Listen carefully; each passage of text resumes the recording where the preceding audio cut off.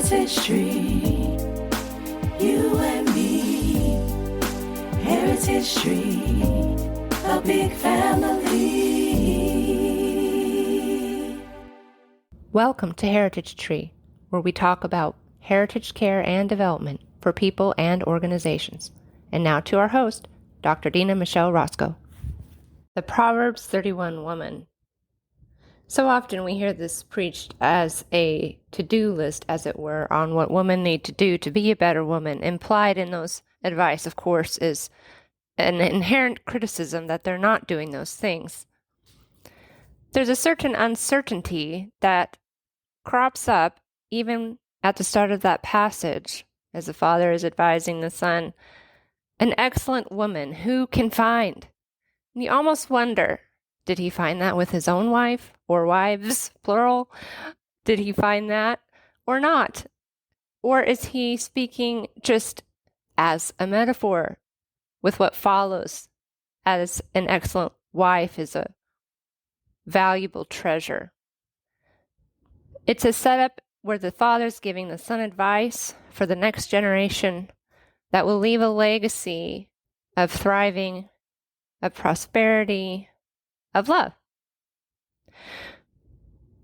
Yet, unless we look at the progression, we might miss that there's something more to it than just a to-do list for the average woman.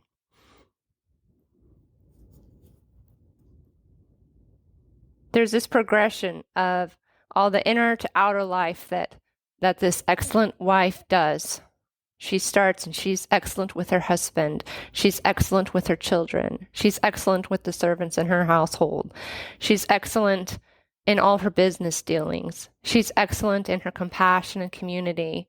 She's excellent with her reputation, that even the men speak well of her. The men at the gate, when they talk about the business dealings of the day, suggest that they would have business dealings with her, that they had experience. And so she goes out there and she gets it in all the right ways. And then this sort of denouement, this sort of rest at the end of the passage that talks about her lamp being on at night, that there's this sense of rest and prosperity that result from all of those work. You might think of it like a ripple in a pond when you toss the right pebble in and it goes out in these circles. Or my personal favorite metaphor, the family tree, the rings of a tree that go outward. She tends to all that.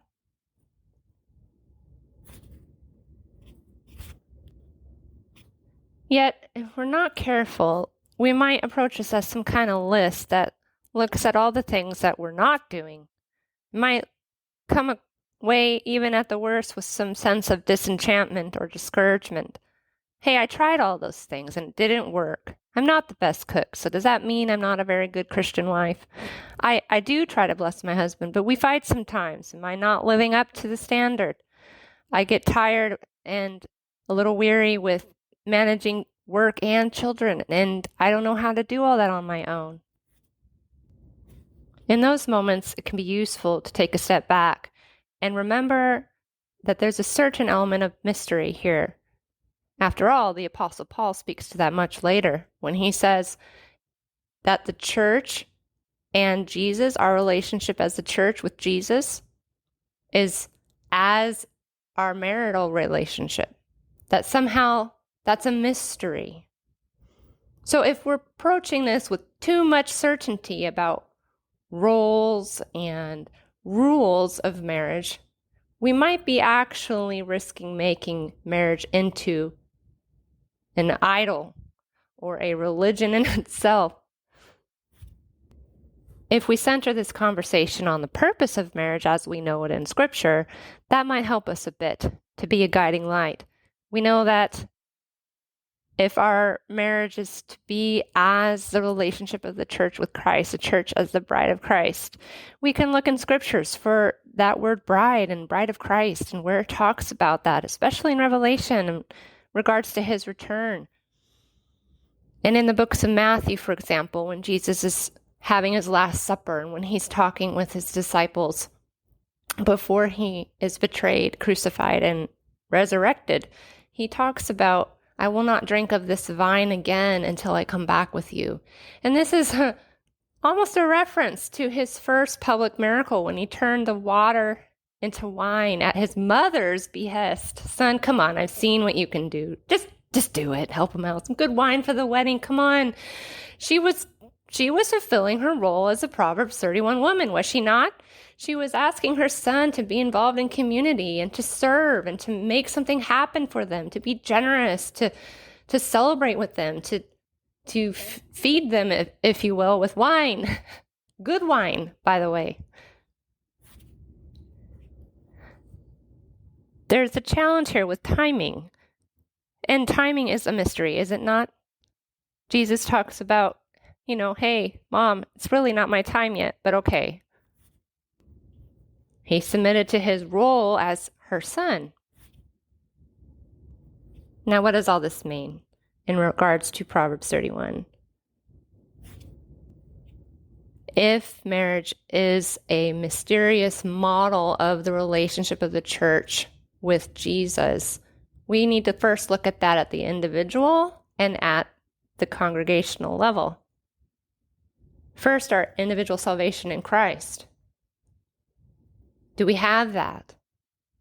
Can we say with confidence, I can do all things through Christ who strengthens me?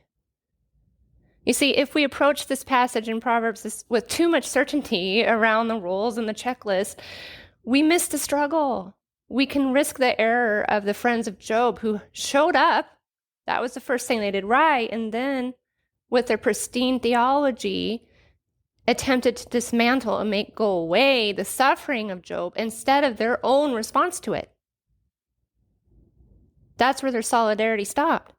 When they got uncomfortable, they were at a greater advantage to him because they could choose when they showed up and when they left. They could choose to sit there for 7 days or not. And they can choose. They had more energy, more health, more words in their mouth to argue with him. And there was more of them than there was of him. And he had just lost his children. And his own wife turned her back on him because of her quite possibly upsetness at the tragedies that befell them. And whatever dynamics were going on to sort of make that come about. And even Job was tempted by this religious elitism. He said, God, have I not done all these things? Aren't my servants clothed? Am I not the Proverbs 31 husband, if that were there? Did I not do those things?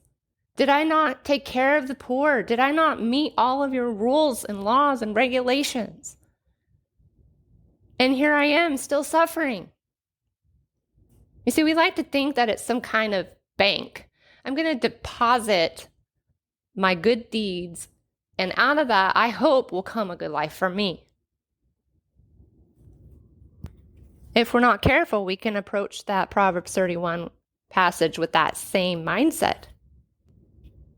At the congregational level and at the global level, Jesus looked at the crowds with compassion. He saw they were hapless, helpless, and harassed. He knew their situation. You see, he was the word who came down in context. We talk about, don't take the word out of context. Well, listen, Jesus put the word into context. I'm going to say that again. Jesus put the word into context. And that is part of our mission as the church, to make the word come alive in the context of our own lives, inside our houses or homes, and outside in the streets with our neighbors, with all of the sectors as they span out in the circles, as they span out in the rings, as they extend, and as the church is alive and hopefully well in whatever community you're serving. You see, if we don't dial in to this validation piece of context, of the suffering element in it, of the struggle, that the Proverbs 31 woman, she got it all laid down, and let's listen. Who was Solomon, and how many hundreds of wives and concubines did he have? And those relationships led him away from the Lord. So don't read Proverbs 31 as this ideal of what marriage should be and of what you as a woman should be. Read it as a progression of what can be and what maybe one area the Lord can help you grow in, and also celebrate what you're doing well. Otherwise, we can risk these cultural wars about roles and rules around marriage and who should get married and who shouldn't get married. And before you know it, and it's long been this way, at least here in the States it seems, there's a certain camp of cultural church, of religion, that has and maintains this defensive posture against everyone else around it. As opposed to putting the word in context, as opposed to doing the work, doing all that list of things down that Proverbs 31 list. Well, guess what? When a mama has a new baby, for example, and is postpartum, are you going to abide by this lesson of the circles? The lesson of the circles is that the most centermost ring, the most vulnerable person in that situation, garners the most support. And it's one way. They don't owe you anything. In this case, it would be the baby. And outside of that, circle would be a circle that, think of the rings of the tree, would be the mom or other caregiver, primary caregiver. Outside of that would be the partner or grandparent, whoever's living with that primary caregiver to help that child. And notice these distinctions I'm saying is not invalidating this ideal that we're reading in Proverbs 31. It's validating the context that people struggle at this time in their life in different ways with different social support. And it's on a spectrum. Some people have way more support and it's ready and it's available. And this ability to be supportive of and to abide by this lesson of the circle that knows that it's in one way that you are having, one way meaning one direction, that you're having the support, the back of the innermost rings. They're not there to serve you. And what happens when that gets reversed? You get dysfunction. You get chaos. You get trauma. You get disorderly conduct, unbecoming, all these strange behaviors that people put on others at vulnerable times in their life, not unlike the friends of Job. And then we rationalize it with some kind of value, whether that's an ideology or a theology. I've heard people say, well, it's about family, while they're being harassing and abusive. That's not family behavior. Or they say you need to socialize that child a certain way. Well, what are they doing to be social unto that child? We need to get this sense of God is a God of order, not chaos, in his justice, in his love, in his compassion, in how things work best in his system. That's one way at a group, at a congregational, at a societal level that we can start putting the word in context. And we say that in layman's terms, laywoman's terms of put into practice what you preach. Otherwise, we risk hypocrisy. So in other words, for example, if you're touting a value for a woman being a certain kind of way in the home, if you want her to make good food, but she really struggles with being a good cook because guess what? She was raised poor and all they had was like Spam, and I'm not kidding you, this is like real story, Spam and like leftover mashed potatoes that were made into grilled pancakes on the grill. And that was a luxurious food for them. So are we going to come at that with judgment that she doesn't know how to do that, or are we going to resource her? We say, there's so many different ways you can resource a person. You can just pray for them. You can encourage them and say, oh man, that's okay. I'm not good at X, Y, or Z either, but we can always learn. Maybe you can get her a gift certificate to some kind of online or in-person cooking class and go with her if that wasn't offensive to her. But if she really wanted to, okay, maybe I could learn how to cook. She was at that place.